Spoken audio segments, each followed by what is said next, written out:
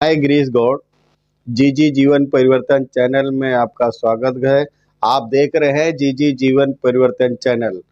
हमारे चैनल के माध्यम से आज हम आपको अचीव ऑफ द गोल, हमको अपने गोल को अचीव कैसे करना है और कौन नहीं कर पाता है वो मैं आपको बताने जा रहा हूं। तो आप ध्यान से सुनिएगा। आपसे एक विनम्र निवेदन है कि आप मेरे चैनल को लाइक कीजिएगा, सब्सक्राइब कीजिएगा और अपने सारे मित्रों में शेयर कीजिएगा, क्योंकि जितना ज़्यादा से ज़्यादा शेयर करेंगे उतना हमारे इस ज्ञानवर्धक वीडियो लोगों तक पहुंच सके, यही मेरी इच्छा है। अब मैं टॉपिक पे आता हूं और आपको बताना चाहता हूं कि गोल अचीव कौन कर पाता है और गोल में फेल कौन होता है और फेलियर ही सक्सेस कैसे होते हैं, इसके बारे में हम आपको बताना चाहते हैं। तो आपने देखा, जिसका एक वर्ड है, एक शब्द है जिसको कहते हैं बहाना, जिसको कहते हैं बहाना। नौकरी करने वाला हमेशा मिडिल क्लास की लेवल ही जिंदगी जीता है। नौकरी करने वाला मिडिल क्लास की जिंदगी जीता है। तो अगर हमें गोल को अचीव करना है तो हमें कुछ ना कुछ नए तरीके ढूंढना पड़ेगा, नए बिजनेस के तरीके ढूंढना पड़ेगा। हर फेलियर ही सक्सेस होते हैं, पर उनके अचीव होने के लिए अपने मार्ग पे चलना चाहिए। जिसने कहा मैं बिजनेस करने जाऊंगा डूब जाऊंगा, नुकसान हो जाएगा, लोगों का पेमेंट कैसे भरूंगा,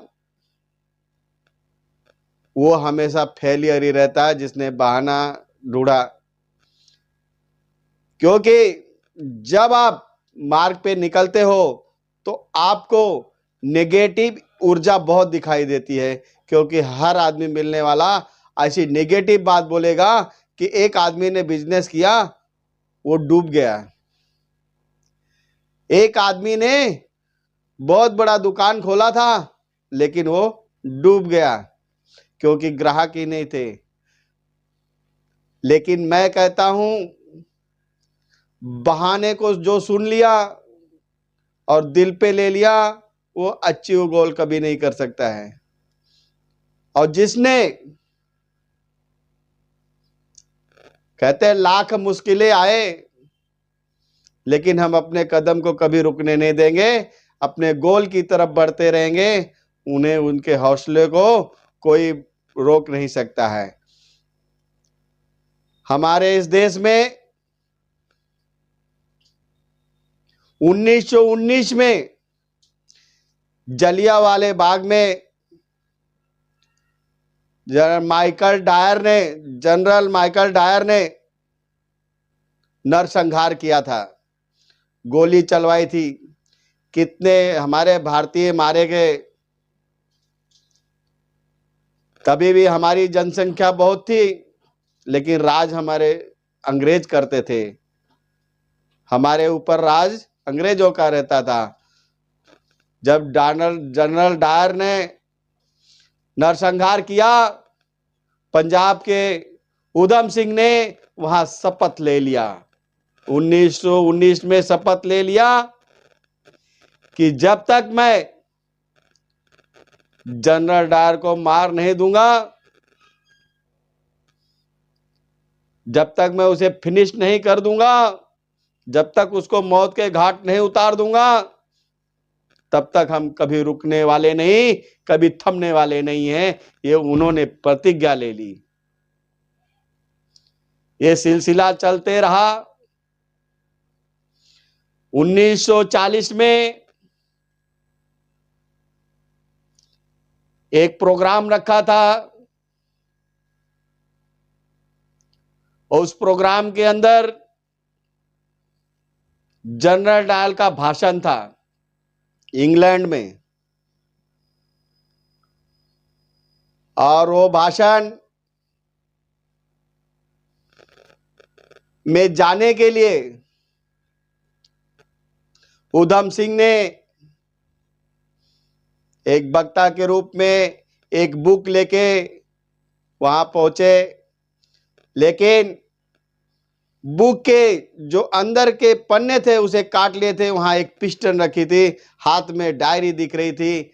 डायरी लेके जब वहां पहुंचे 1940 में, और उन्होंने जनरल डायर को सामने देखते ही अपनी डायरी खोली और पिस्टल से धड़ाधड़ गोलियां मारकर और उसे अपने मकसद को कामयाबी हासिल कर लिया। जैसे कुछ वर्षों पहले आपने देखा पाकिस्तान और इंडिया का मैच होता था,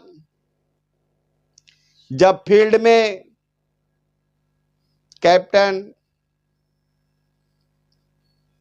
और बैट्समैन महेंद्र सिंह धोनी जब फील्ड में उतरते थे तो कैप्टन के साथ ऐसी साठगांठ करते थे कि आज मैं इस ग्राउंड पे मैच जीत के ही जाऊंगा। अपने हौसले बुलंद, जब अपने गलब सीधा करते थे तो देखने वाला हर दर्शक ये समझता था कि अब महेंद्र सिंह धोनी छक्का मारने वाले हैं, चौका मारने वाले, ये मैच जिताने वाला जो नाम था वो महेंद्र सिंह धोनी। तो लोग, और हमेशा उन्होंने वर्ल्ड कप दिलाया। अब मैं अभी हाल ही में आपने देखा ऑस्ट्रेलिया से 7 मैच हारी महिला टीम ने, लेकिन इस बार उसने वर्ल्ड कप लेके आया। यानी हमारी महिलाओं ने भी अपने हौसले को बुलंद रखा, अपने गोल को अचीव किया और अपने देश को उसने रोशन किया वर्ल्ड कप लाके। तो हम आपको यही कहना चाहेंगे कि निरंतर आपका प्रयास ही आपको गोल पे अचीव कर सकता है। आप अपने कामयाबी में पहुंच सकते हैं, और जिसने बहाना ढूंढा उसका कभी कुछ नहीं हो सकता है। तो हमें सबसे इम्पोर्टेंट पॉइंट है कि हमें निरंतर प्रयास करते रहना चाहिए। इन्हीं 2 शब्दों के साथ हम अपने 2 शब्द समाप्त करते हैं।